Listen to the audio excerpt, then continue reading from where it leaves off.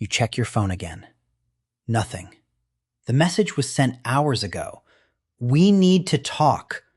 No context, no tone, just 5 words sitting there doing more damage than almost anything that could follow them.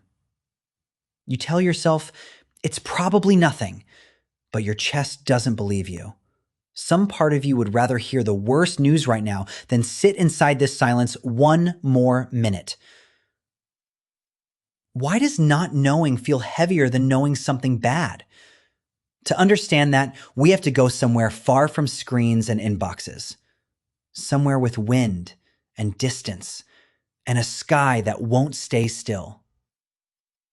We can imagine a small hunting party moving across open land. The herd they were tracking has vanished. The river beside them is running higher than it did the day before. Somewhere out there, unseen, another group may be moving too. Friendly or not. Nobody knows.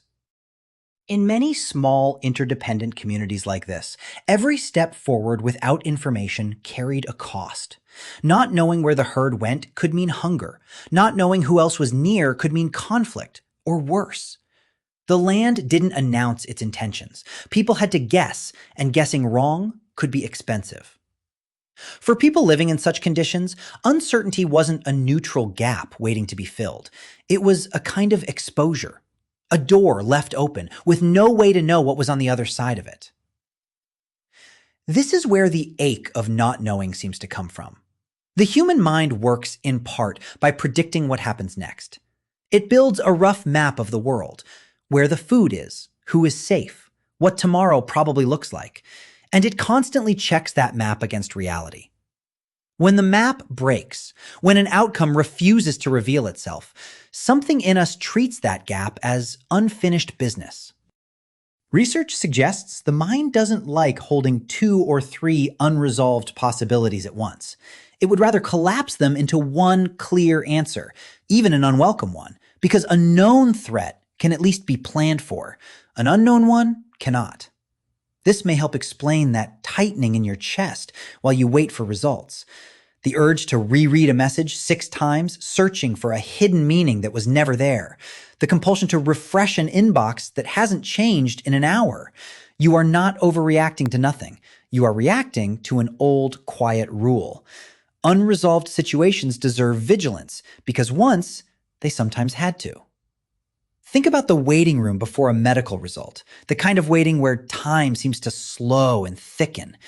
It isn't only fear of illness, it's fear of the blank space itself, the version of the future that hasn't been decided yet.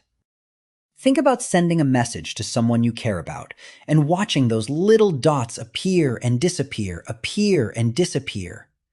Nothing has happened, and yet your body responds as if something already has.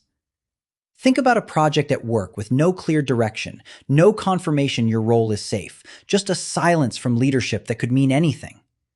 People in this state often describe a strange relief when bad news finally arrives, not because it's welcome, but because it's solid ground.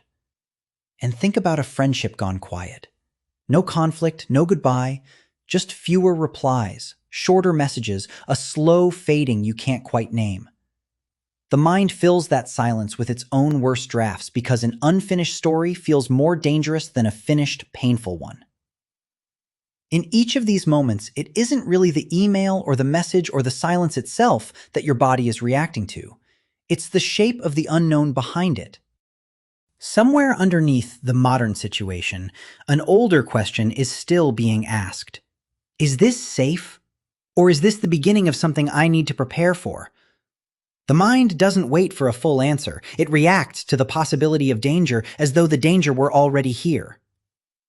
This doesn't mean the feeling is exaggerated or something to talk yourself out of. It means the feeling may not be pointing at the size of the actual event. It may be pointing at how unfinished the story still feels. Most of what modern life asks us to wait for, a reply, a result, a decision made behind a closed door, will not end in disaster. But the part of you that hates silence doesn't know that yet. It's still running an old, careful program, one built for a world where information could be the difference between safety and harm. Somewhere back across that stretch of open land, the hunting party finally sees a shape moving in the distance. Not a threat. Just the herd, further ahead than expected. The uncertainty ends not with disaster, but with an answer. Maybe that's the real relief we're chasing every time we refresh a screen or reread a message or watch a phone that isn't ringing.